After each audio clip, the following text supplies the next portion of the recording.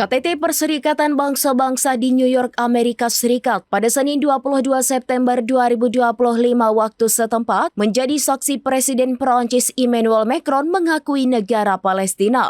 Pernyataan Macron sudah lama didengung-dengungkan.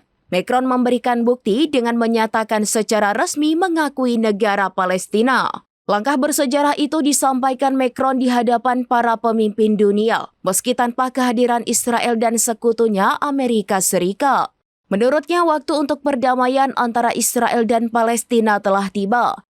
Di KTT PBB itu, Macron menegaskan pentingnya menghentikan perang di Gaza, sekaligus menyerukan pembebasan 48 sandera yang masih ditahan oleh Hamas, serta penghentian pembantaian. Pengakuan Prancis atas negara Palestina sontak membuat pemerintah Israel murka. Israel menolak keras langkah tersebut. Perdana Menteri Benjamin Netanyahu menegaskan tidak akan pernah mengizinkan terbentuknya negara Palestina. Beberapa anggota kabinet sayap kanan bahkan mengancam akan mencaplok tepi barat.